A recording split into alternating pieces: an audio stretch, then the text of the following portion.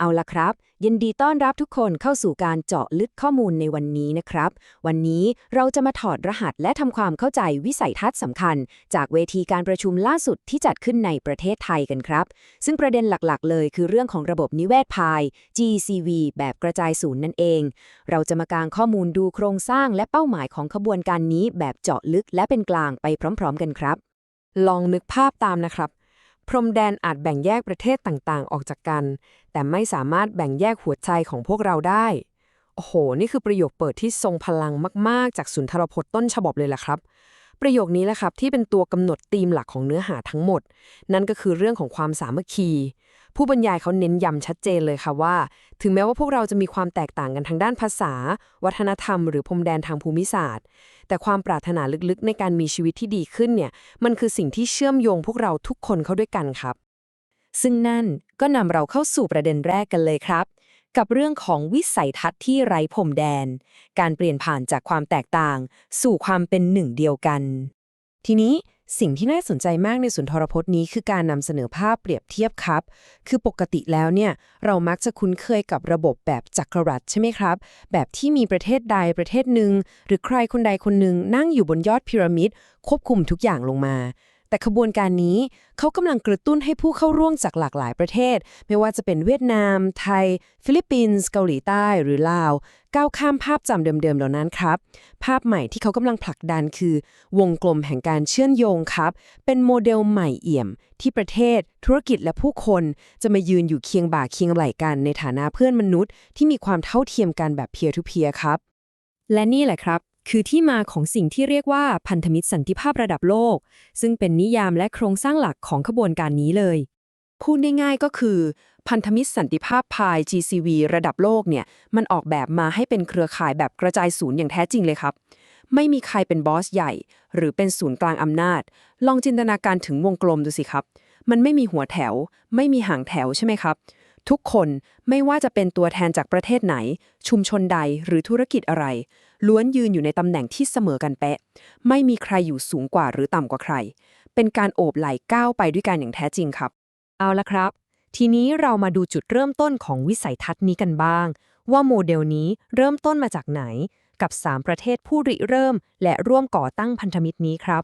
วงกลมระดับโลกนี้ไม่ได้เกิดขึ้นลอยๆนะครับแต่ถูกขับเคลื่อนโดย3ประเทศในอาเซียนของเรานี่เองซึ่งแต่ละประเทศก็มีบทบาทที่คอยเกื้อหนุนกันครับเริ่มจากเวียดนามในฐานะผู้ริเริ่มและผู้บุกเบิกเส้นทางซึ่งตรงนี้สุนทรพจน์เขาระบุอย่างระมัดระวังและชัดเจนมากนะคะว่าคำว่าบุกเบิกเนี่ยไม่ใช่การตั้งตัวเป็นผู้นำเพื่อไปปกครองใครนะแต่หมายถึงความกล้าที่จะอาสารับผิดชอบและเปิดประตูบานแรกต่างหากแล้วตามมาด้วยประเทศไทยและฟิลิปปินส์ในฐานะผู้ร่วมก่อตั้งที่พร้อมจะประสานมือและขยายเครือข่ายนี้ออกไปค่ะ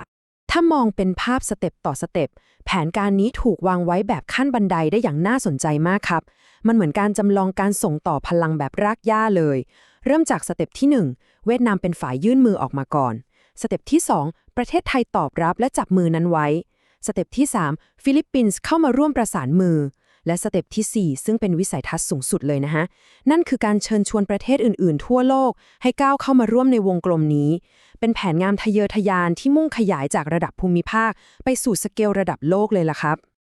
ทีนี้เราขยับจากระดับประเทศลงมาดูในระดับปัจเจกบุคคลกันบ้างครับกับพลังของผู้ขับเคลื่อนและการให้คุณค่ากับอดีตที่ผ่านมา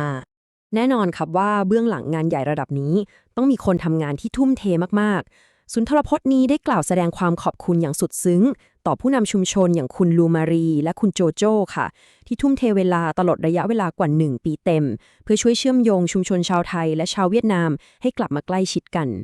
ซึ่งผู้บรรยายเขาก็ยอมรับตามตรงนะครับว่าเส้นทางที่ผ่านมามันไม่ได้โรยด้วยกลีบกุหลาบย่อมมีความคิดเห็นที่แตกต่างและมีความยากลำบากแต่เขามีประโยคนึงที่บอกว่านี่คือบทใหม่ที่ไม่ได้มีไว้เพื่อลบล้างหรือปฏิเสธอดีตแต่เพื่อให้คุณค่าเยียวยาความแตกต่างและร่วมกันมุ่งสู่อนาคตครับสาระสำคัญที่ลึกซึ้งมากๆเบื้องหลังการเดินทางครั้งนี้คือการตอกย้ำครับว่าท้ายที่สุดแล้วเนี่ยสิ่งที่มีค่าที่สุดไม่ใช่เรื่องของตำแหน่งหรือสถานะทางสังคมอะไรเลยแต่คือความเป็นมนุษย์ความเป็นพี่เป็นน้องและความยืดหยุ่นของชุมชนต่างหากสิ่งเหล่านี้แหละครับที่มีน้ำหนักและมีความสำคัญมากกว่าบรรดาศักดิ์หรือบททดสอบชั่วคราวใดๆที่ทุกคนต้องเผชิญมา แล้วทั้งหมดนี้นำเราไปสู่อะไร เรามาดูเป้าหมายระยะยาวกันในส่วนนี้ครับ กับอนาคตของระบบนิเวศ P2P ที่เป็นดั่งเมล็ดพันธุ์สำหรับอนาคตใหม่ ลองคิดดูนะคะว่าถ้าระบบ P2P ที่มีความโปร่งใส มีมนุษยธรรม และมีความเท่าเทียมกันแบบนี้เกิดขึ้นจริงแบบเต็มรูปแบบ สิ่งที่ชุมชนนี้จะได้เก็บเกี่ยวมันคืออะไรบ้าง มันคือการผลิดอกออกผลของเมล็ดพันธุ์แห่ง อิสรภาพความอยู่ดีกินดีความสุข โอกาสที่ทุกคนเข้าถึงได้อย่างเท่าเทียม และที่สำคัญที่สุดที่เป็นเป้าหมายสูงสุดเลยก็คือ อิสรภาพทางการเงินครับ นี่คือผลลัพธ์ที่พวกเขามุ่งหวังเอาไว้ครับ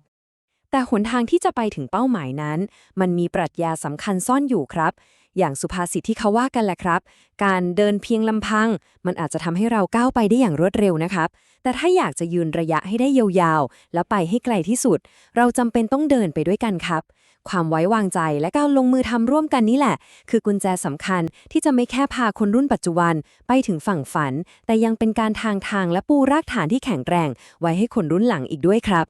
ซึ่งทุกอย่างที่เราพูดถึงมาตั้งแต่ต้นเนี่ยมันขมวดรวมกลับมาที่คอนเซปต์หลักเลยครับนั่นก็คือ1วงกลม1ครอบครัว1อนาคตประโยคสั้นๆนี้นะครับทำหน้าที่เป็นเหมือนเครื่องเตือนใจถึงเป้าหมายเรื่องความสามัคคีระดับโลกซึ่งถือเป็นหัวใจและแกนกลางของการสร้างเครือข่ายตามวิสัยทัศน์ทั้งหมดนี้เลยล่ะครับและเพื่อเป็นการทิ้งท้ายวิสัยทัศน์ที่มุ่งมั่นและทะเยอทะยานนี้นะครับมีคำถามหนึ่งที่อยากชวนให้ทุกคนลองคิดตามกันดูในระบบเศรษฐกิจโลกที่มีความซับซ้อนอย่างทุกวันนี้เนี่ยขบวนการรากหญ้าที่มีรูปแบบเป็นวงกลมแห่งความสามัคคีแบบกระจายศูนย์เช่นนี้จะสามารถส่งผลกระทบและขยายตัวไปในโลกแห่งความเป็นจริงได้ไกลแค่ไหนมันเป็นความท้าทายที่น่าสนใจมากนะครับและนี่คือสิ่งที่พวกเราคงต้องมาร่วมกันหาคำตอบและจับตาดูกันต่อไปครับหวังว่าการเจาะลึกข้อมูลในวันนี้จะช่วยให้ทุกคนเห็นภาพรวมโครงสร้างและวิสัยทัศน์นี้ได้ชัดเจนและสนุกยิ่งขึ้นนะครับเป็นยังไงกันบ้างครับทุกคน มีความเห็นอย่างไร คอมเมนต์ใต้คลิปแบบจัดเต็มได้เลย ผมจะเข้าไปตอบด้วยตัวเองครับ หากเห็นว่ามีประโยชน์ อย่าลืมกดไลค์ กดติดตามช่องอ่องชาแนลและแชร์ไปให้เพื่อนๆกันด้วยนะครับ ขอฝากเพจ Facebook อ่องจิปาถะอ่อง Everything ไว้อีกช่องทางด้วย อ๋อ หากพี่น้องต้องการเข้าห้อง PyBot Academy เพื่อเรียนรู้ทุกขั้นตอนการสมัครและการ KYC ให้กดดูเพิ่มเติมแล้วเลื่อนดูลิงก์เข้าห้องได้เลยครับ